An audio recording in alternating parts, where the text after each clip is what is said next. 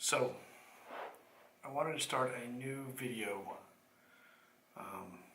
interview type program, if you will, called Fireside Chats. It's really designed to take away more of an interview process and make it more personable and also more accessible, as if you were sitting next to a fire drinking whatever you wanted to drink and just chit-chatting as normal people do.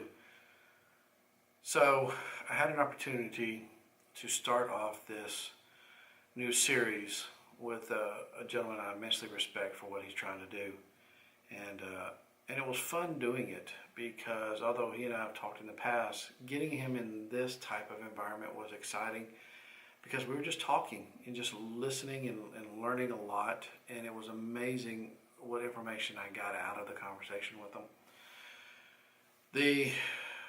I went to this doing it, let me regress. I'm a big fan of one takes. I don't like watching a lot of videos where all of a sudden you see clip, and you see that they just clipped 100 times in there because they couldn't do it in one take or had an issue or things of that nature. Well, the Fireside Chats, I've decided I'm going to do it in one take. Good, bad, ugly, indifferent, it doesn't matter. I want to do it in just one take, one sitting. Because in real life, you don't get to go, oh, wait a minute, let me go back and do something a little bit different. Or let me unsay something so that I can say something different. Or my hair wasn't right, so let me change that. So I didn't want that. So going into this, I went into this thing with a couple of things. My Sony RX100 Mark III, which takes stunning video. I took the Logitech Brio 4K webcam because I wanted to test it, what to do. Took the trusty blue microphone, my laptop, my MacBook Pro 15, and that was it. Nothing else. Nobody else, nothing extra, nothing on the side, nothing going on. Well, I tested all my equipment the day before and all was running beautiful. I get there, the blue microphone is connected to the Mac, but it's not recording anything. The Logitech Brio did pretty good, but of course when I looked at the video, it's got this halfway in the way. My Sony RX100 Mark III recorded just fine, but cut off about 25 minutes into it for, I don't know why. It's never done that because I've recorded longer than 30 minutes on the RX100 Mark III, so I'm not quite sure what happened. So we had audio from the Sony up till 25 minutes. I did use ScreenFlow to record the Logitech Brio 4K cam, so that recorded well, with the exception of this bit in the way. I took the audio since I thought I saw that it was able to capture it, and it accepted it. It showed that it had the blue microphone and ScreenFlow, but evidently didn't record any audio whatsoever, and I don't think that's ScreenFlow's issue. I think it has to do with my Mac and the blue microphone. That's just, I don't know what it is. Sometimes it'll capture the audio, sometimes it won't. So what I ended up with is a video that's halfway decent, not stellar by any stretch of the means. Audio that I ended up recording off my HTC U11 because there's an audio recording on there, and having a great conversation. Now, had I never recorded anything, then coming away from that conversation was it's really eye-opening into what he's trying to do. So I apologize for the video, I apologize for the audio, but listen to what he has to say. Listen to the conversation. Listen to what his thoughts are. Maybe you can understand of what he's trying to do and accomplish in bringing out what he's bringing out. So, again, I apologize for the audio and the video of the conversation, but again, that is part of life. And some of you are going to criticize saying, well, I could have done better. I could have gone into Logic Pro and fixed it up. You're right, I could have. But I like stuff raw. I like it where you see all the flaws in it because we're human. And I like it where I don't see all these cut jumps all over the world. And that's really what I want to bring to the Fireside Chat. Rawness in its natural state with the conversation. One take. Mistakes are going to be made. That's life. But that's also part of the process. So again, without further ado, listen to what my first Fireside Chat was with Ladar Levison, the creator of Dark Mail and also the man behind Lava Bit. I hope you enjoy. Bye-bye.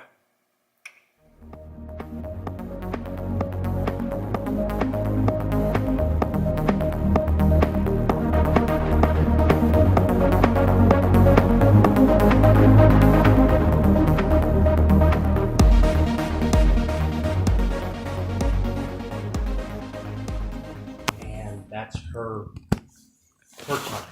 She knows that in the summertime, well, pretty much year round at this point, as the sun goes down, the pavement cools, so that's typically when I would take her for a WALK. Yeah. And she's learning to spell. Look at that. I can't say the word anymore, and now I can't even spell it. Yeah, she's cute. And she knows it too. So, man, it's been a while since we chatted though. And it's kind of nice to be able to chat with you again, even Princess, to be able to get with it. But what I would like to do is, the whole process of this is just chit chat, just like everything else, like we do when we have lunch or whatever, no different. But I want to give to people who maybe don't understand what Lava Bit is and who don't understand encryption and also what you're trying to do. And I give full disclosure to everybody. I'm on the bandwagon. I've already paid my money. Everybody, I've told everybody about it. So let everybody know my money's in the hat already. So, and you got my card. So that's kind of, I don't know if that's good or not. I don't know if I'm scared or not. So I don't know, Princess, you gonna go spend my money? Yeah, you're thinking. So, we'll talk about a recap. Several years ago when you had Lava Bit, which was the original Lava Bit, if you will. Well, I mean, we should really back up to 2004 when the company started, because back then it was actually called Nerd Shack. Well, where did Lava Bit come from then? Well, so it all started April 1st, 2004. Google announced their new free email service with a 1 gigabyte storage quota. I remember that, yeah. And at the time, I had picked up this domain name, Nerd Shack, which originally belonged to a BBS in San Francisco that I used growing up. It was actually my first email address ever was at nerdshack.com. The BBS ended up folding at some point, and the domain name got picked up by a lawyer who held on to it for a few years, but I always kept my eye on it. Right. And eventually the domain expired and went on the open market, and I picked it up. And I sat on it for 2, 3, 4 years trying to think of something to do with it. So go back to April 1st, 2004, and Google inspired me to launch an email service on that domain because I thought it would be cool to resurrect that email address that I had back in the late 90s. And my plan was to use open source software, pick up some large hard drives, which were getting cheaper by the day from the local electronics store, and off to the races I go. And that sort of started me down this journey that I'm on, still 13 years later. Of course, it didn't go quite exactly to plan, but that's sort of how it all got started, was I wanted to create the type of email service that I wanted to use. Right. Because I thought giving people a large storage quota was a great idea, but I didn't like the way Google was profiling its users' messages for advertisement purposes. Which they still do today.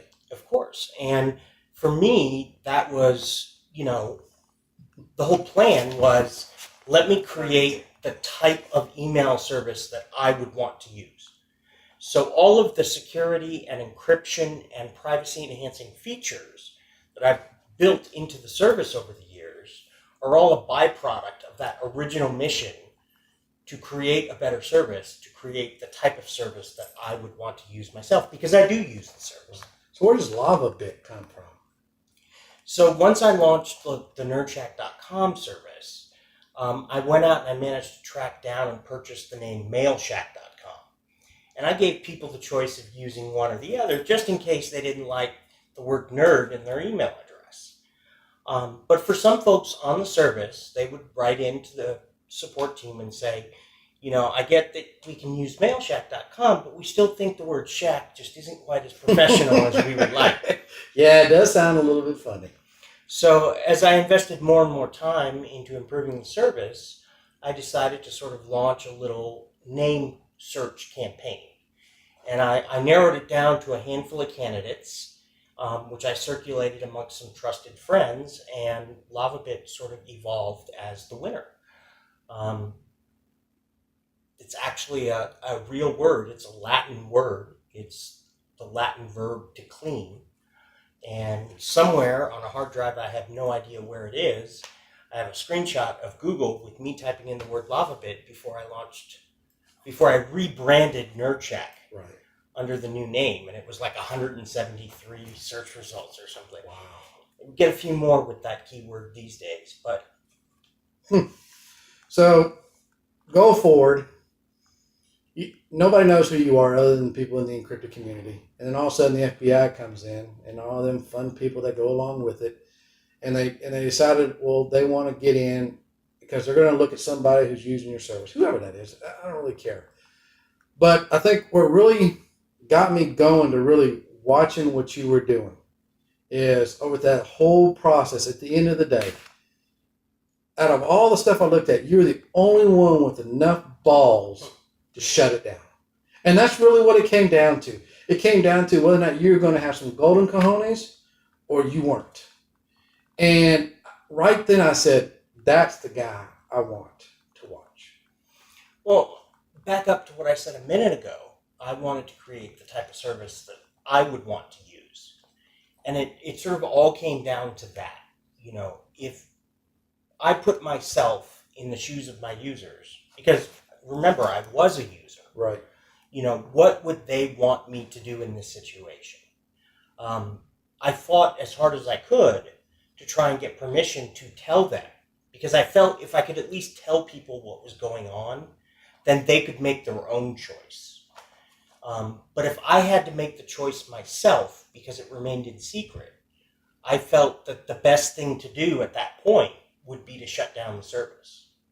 So when did you decide that, you've got the new protocol. When did you decide that email required a paradigm shift in coding and how things are handled in the transmission process and everything from the time somebody types a letter to the time somebody reads a letter?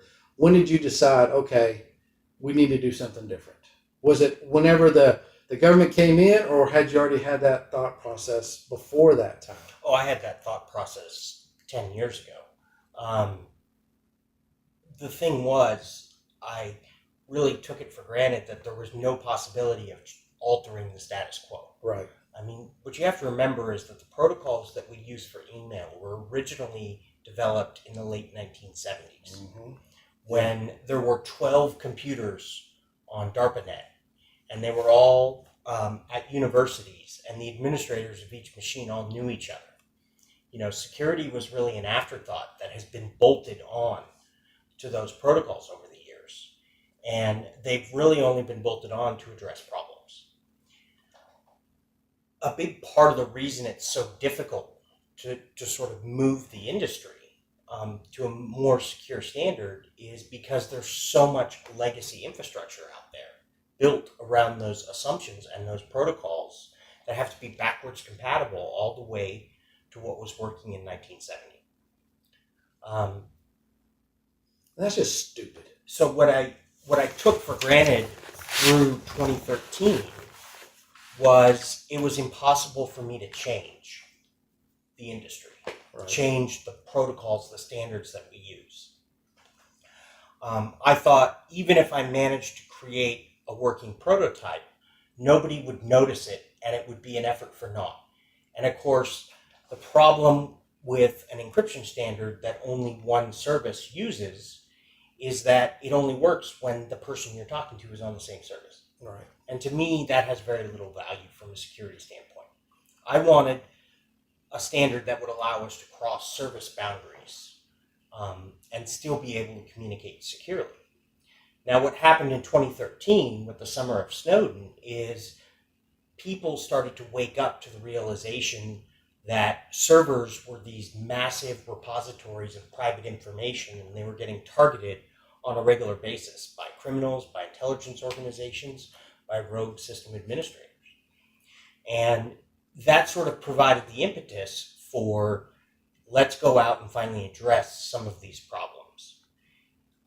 Now, in terms of me getting involved with it personally, you'll have to remember that at the end of 2013, I kind of found myself with a lot of unexpected free time on my hands. Mm-hmm. Yeah, that's So what happens when you grow up here. I finally sort of had the time to make an attempt at fixing some of these problems. And I remember very vividly, it was at the PII conference in Seattle in the fall of 2013. And I was hanging out with John Callis, who's been instrumental in the development of PGP over the years. And I was telling him what had happened. And he had this reaction. I can't quite quote him because it would require the use of an expletive. But he effectively said, we know how to fix these problems. Maybe it's time email went dark.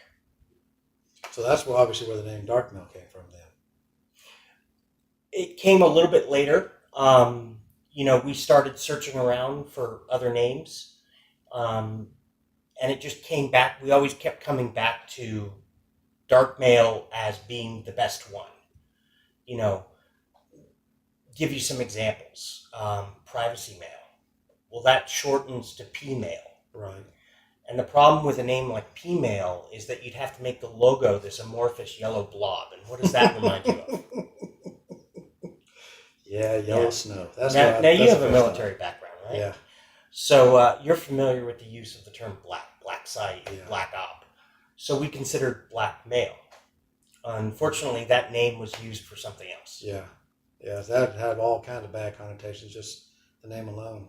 So that was when you started getting involved with Silent Circle about that time, wasn't it? Yeah, so the original plan was to try and adapt SCIM, the Silent Circle Instant Messaging Protocol, Right. and use that. The problem was, as I got into the technical details, I quickly realized SCIM is a great chat protocol, but it doesn't really solve the use cases for email. We needed a solution that would adapt to the way people use email, not the other way around. Yeah, no, I agree. So that sort of led me to my backup plan, which was let me focus on automating PGP, which was the technology that, of course, that Callis and Zimmerman, two of the guys that helped me in the early days, had developed themselves. And my original plan was really to focus on automating that. But as I got into conversations with people around the industry, I realized that we needed a couple of additional goals that PGP couldn't solve out of the box. And that's what forced us to sort of evolve the technology into a new format. And that's why Darkmail doesn't use the existing PGP frameworks and data formats. But you also had to write, because you can get email in POP3 and IMAP, but you actually had to rewrite those protocols too, didn't you? So, the problem with automating end-to-end encryption with email is that you have to touch all the different layers in order to make it work. From the DNS layer, you have to add the information that's necessary to validate organizational keys and find servers. You have to touch the mail servers so that they can exchange encrypted messages and facilitate the lookup of keys. And then you had to touch the software that users use to access the messages. It's a very difficult problem that requires touching a lot of different pieces along the stack. And that's the reason it's taking so long to develop. It's the reason that nobody else has been able to roll out a better alternative in the interim. Yeah, that's as I read on it and doing different things, I was amazed. You and I have had conversations in the past about it, but I'm constantly amazed how when I talk to, in my industry in trucking and transportation, how they have that if it ain't broke, don't fix it mentality. And we've talked about this and about how stupid that mentality is. And then I go and I talk to my friends and they're like, well, I don't need to worry about it because I'm not doing anything wrong. And then And you hear a lot of people say that, I'm not doing anything wrong. But my rebuttal is, okay, give me your credit card information. Mm-hmm. Well, no, wait a minute. Well, you're not doing anything wrong. No, why not go ahead and give it to me? And that's where you start driving the conversations into, okay, now we need to start having a serious discussion about encryption. We're not going to get into the political aspects of what's going on right now, but in reality, if I want to be safe with communication for business, and I want to be safe with communication with just my family, I don't really care that anybody wants to hear what I write, but I don't want anybody to see what I write. Yeah. You got to have this now. Privacy isn't about right and wrong. People don't want privacy so that they can protect, potential criminal activity. They want privacy because the definition of privacy is really about retaining control. Mm-hmm. Your social security number is supposed to be private in the sense that you're supposed to have control over who you give it to. The information that you put in messages that you send out over the network, it has information in it that you want to retain control over who sees it. And a breach of privacy is about loss of control. Somebody you didn't intend getting access to something. Right. And of course, the problem is, what can that person do with this information you never intended for them to see? So that's what makes metadata so important, though. Mm-hmm. And people don't understand the idea of metadata. They think it's just data. But in reality, if you give me 4 or 5 breadcrumbs, I can find out what you had for dinner. Well, think of it this way. Think about a visit to a gynecologist. If you were going to see a gynecologist, you might want to keep that information private from your coworkers, right? Because you don't want to face their judgment. Well, with the metadata, access to your calendar, GPS information about where your car was parked, telephone numbers about who you've called, somebody could piece together that you were visiting with a gynecologist for 2 hours at their office on Friday. And all of a sudden, you've now lost control over that element of your life. No, that's a valid point, because we're almost in an always-on society now. Mm-hmm. With your cell phones, with your tablets, with your computers, even your cameras. You can do GPS with now. So keeping that information private is even more critical, I think, now than it was maybe just 2 years ago. Because now you got some pretty sharp individuals who can find out all the bad details. But going back to metadata then, what makes dark mail, dime, and all that, granted it's the reduction of metadata, but how much reduction are we talking about here?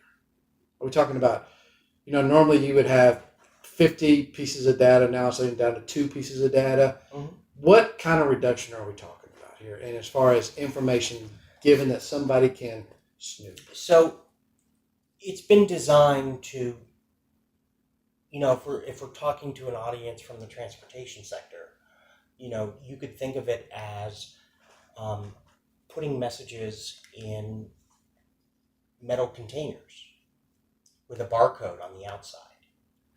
And they're being transported on container ships with thousands of other boxes just like it. So you can sort of see the container move around the system, but you have no idea where it's going once it gets off the ship. Right.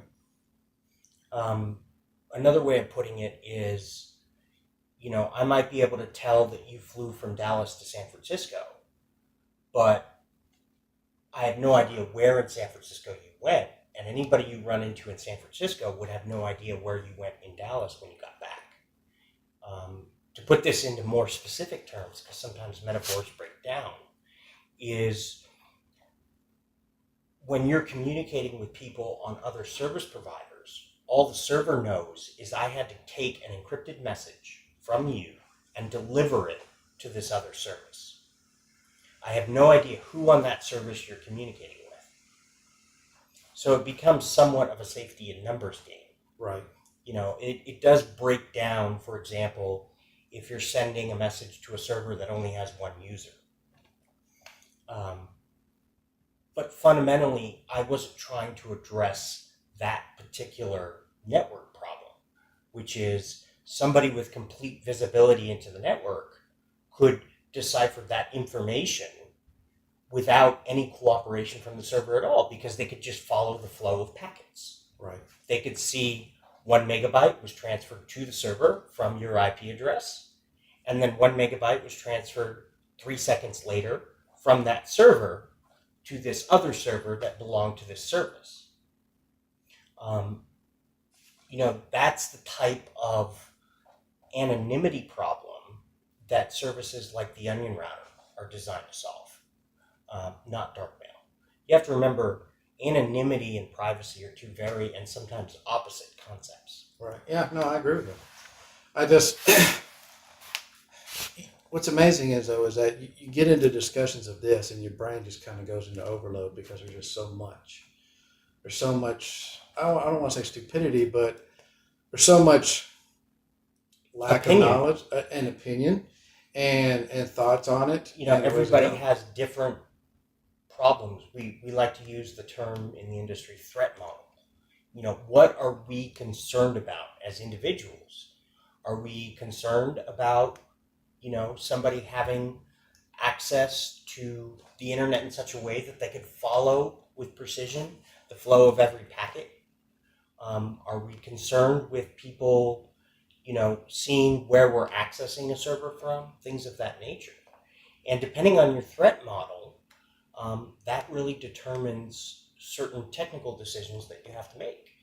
So as a protocol designer, part of the difficulty in my job was in creating a system that sort of was flexible enough to accommodate people's different threat models. And I realized right away that I couldn't make hard and fast rules about how people were going to use the system because I wouldn't be able to solve everybody's problem that way. So my solution was to create a vocabulary that allowed us to at least describe to people how it's being used and create sort of 3 points along the privacy functionality spectrum, so that people could sort of have an understanding of, with 1 or 2 words, whether or not they're using an electric car, a hybrid, or gasoline powered. That's interesting thoughts. 3 items: flow, volcano, and magma. That just comes off funny. Magma. Pretty soon it's going to be an Austin Powers show. So flow is really supposed to be the attempt at moving messages securely using legacy software. Right. It's sort of the marketing way of describing that piece, and it's what we recently rolled out to our customers is, hey, we've got the server up and running. It's still got a few warts on it, but if you're willing to work with the bugs, it's time for you to give it a try. And that's sort of the flow service. Where we're trying to get to is a world where people are using Volcano to access the service, whether it's Volcano on Android, iOS, or their desktop. But what Volcano does is it shifts some of the encryption work that is currently being done by the server down to a user's desktop and gives them the ultimate level of control over their encryption keys. They no longer have to trust the server at that point. The problem is people have come to expect a lot of functionality out of a mail client, which means it's taking a lot of time and effort to build the client side of that. And we've had some starts and stops with that process. Obviously dollars can overcome any challenge, but sure, when you're trying to do everything on a budget because you want to be around long enough to finish it, that's what presents the problem. But, in case you hadn't noticed, I can be a little bit stubborn, so. Well, but if I you're... think I'm going to be here when it's done. Yeah, I think you got the tenacity to go through it all the way through and not just be like some people where they do it for a year or two and then go, oh, well, it's still too hard. I'm going to go do something else that's easier. So it took Larry Wall about 10 years to go from Perl version 5 to version 6. did it really? So didn't I know figure that. if I can do it in less than 10 years, I'm doing good. Yeah, I think you're doing outstanding for everything that's been going on. I'm gonna be honest with you. Um, you know, I think looking at all this and trying to make it easy and talking to you, you and I talked in the past, as I said before, but what I try to get to people is that now is the time to start looking at this stuff. Now is the time to start thinking about what you want to do and how you want to handle it and the way you want to communicate, not only personally, but maybe on a business level, enterprise side as well. Do you think, now that you've done this, do you think the email protocol, the current one, if you will ever change? Or do you think it's going to take somebody just dropping it and doing exactly like you're doing, and then maybe coming up with a different protocol to really push that out? Because if you're doing legacy stuff, when do you get off legacy? So I don't think email is going anywhere.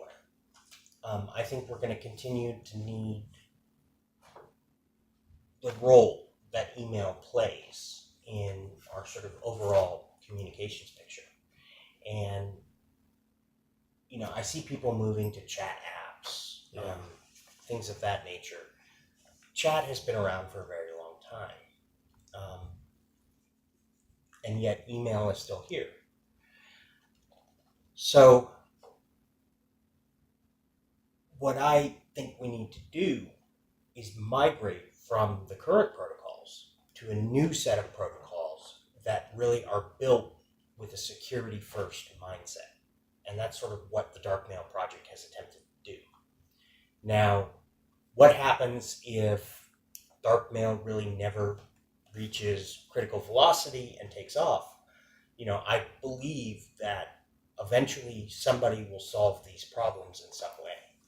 If I have a fear, it's that somebody will come up with a solution that isn't quite as secure, doesn't do quite as good a job of protecting your privacy, but does enough to make switching to something as complicated and new as dark mail less desirable. Right. And that the fear is that the longer I take, the more likely it is that somebody else will come up with a partial solution. I haven't seen it happen yet, but you never know. But you have to think of dark mail really not as a replacement. It's an extension or an evolution. Kind of like IP version 4 versus IP version 6. Right. Yeah, that makes much more sense. Well, then The problem is, just like with IPv6, you're adding a lot of new complexity and requirements to the ecosystem, which means it's going to take a long time for that to proliferate into everybody's various products and services that they use on a daily basis. It's going to take a while for dark mail to really get through everything. It's going to take a good couple of years. So what is your take on, I don't want to say a specific company, but the other email encrypted companies out there? Are they living up to what they should be, or is that really just putting a coat of paint on something? Lipstick on a pig? Kind of, yes. So what's been very sort of good to see is when LavaBit left the market, there were 30 or 40 companies that sprung up with the same mission, many of which are still around, 3-4 years later. But they're all trying to attack this problem differently. And they're all really focused around sort of the problems that the first iteration of LavaBit did. The way I'm starting to look at it is when I built the first version of my own mail server to replace the open source implementation in those early years, I was 10 years ahead of the curve. And I'm wondering if what I'm doing now is 10 years ahead. Once again, 10 years ahead of where some of these other companies are. So basically what you're telling me is you're the Mercedes S-Class in the automobile industry right now. Always ahead. It's a little subjective, isn't it?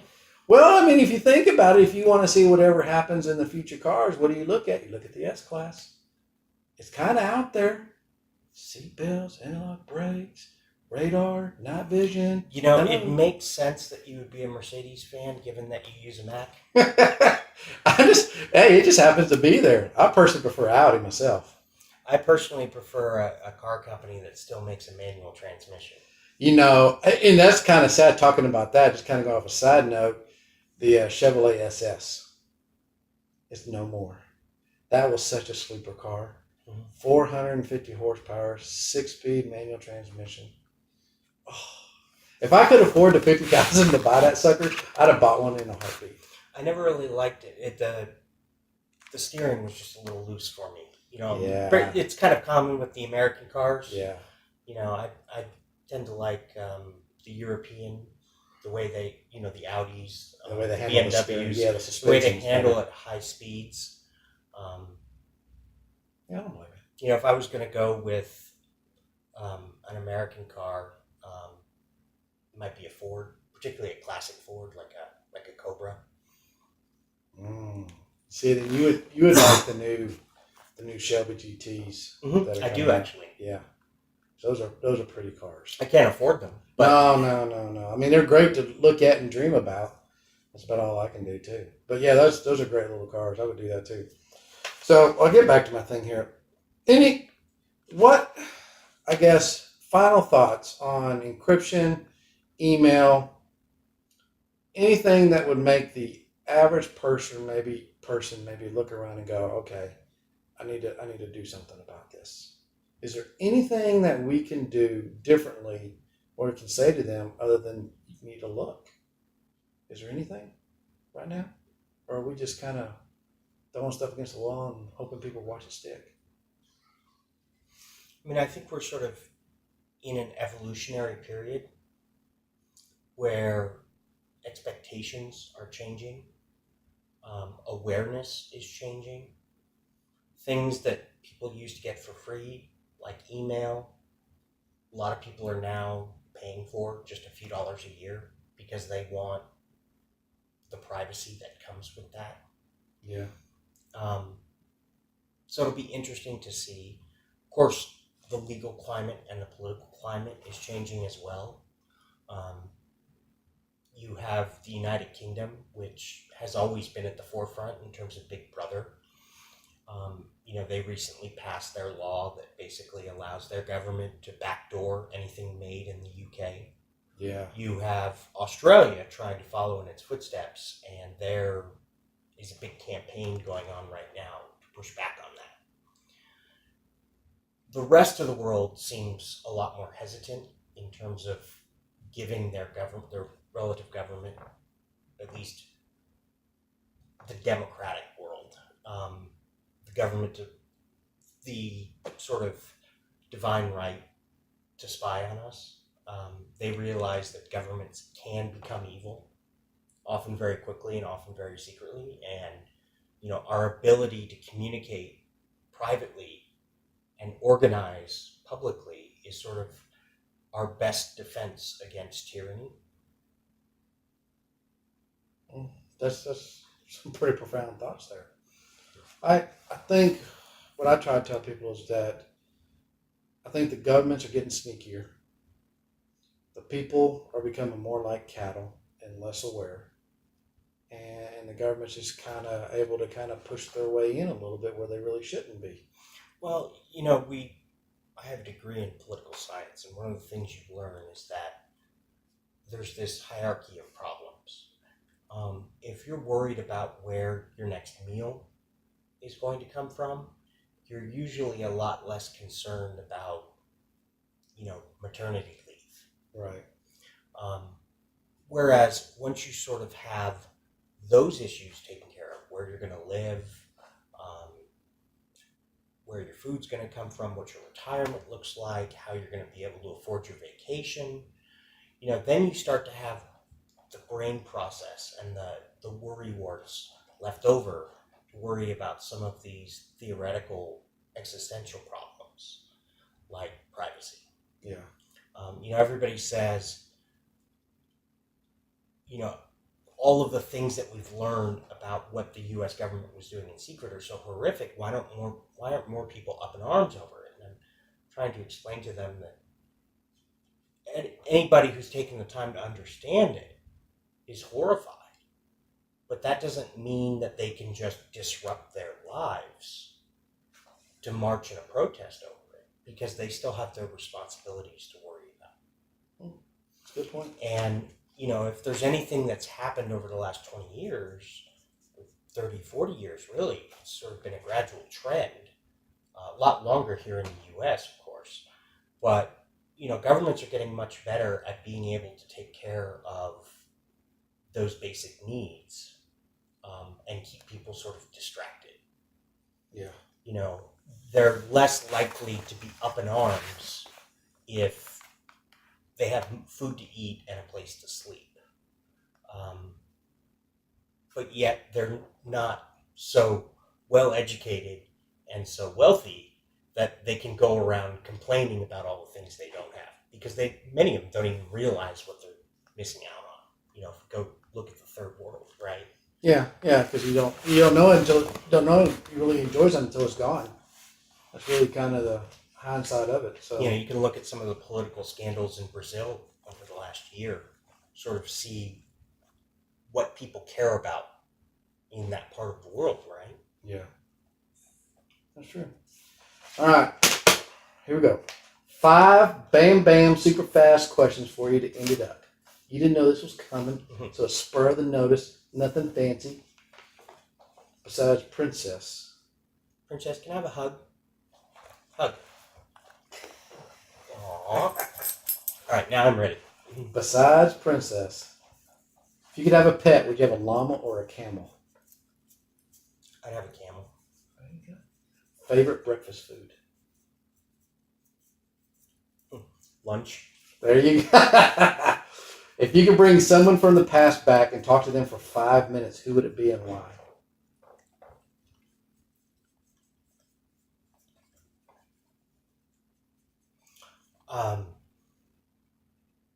Thomas Jefferson.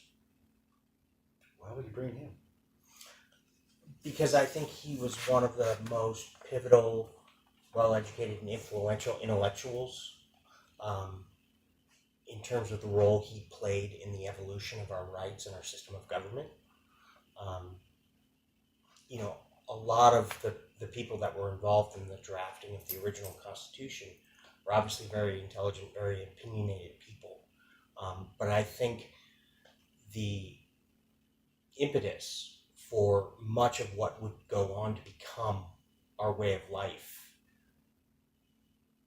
really sprung from the wellspring of Thomas Jefferson. So I would be very curious to get his opinion on where we ended up. All right, here's a funny one. Can you answer this, princess? When you put your pants on, do you button then zip, or do you zip then button? I zip then button. My man! Favorite So coding? zipping just brings the buttons together. See? Simplicity in it. Favorite coding language and why?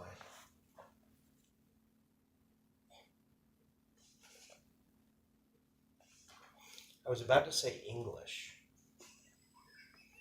And then I thought back to all those late nights at bars where I tried to approach somebody else and speak to them in English and how wrong it went. Yeah.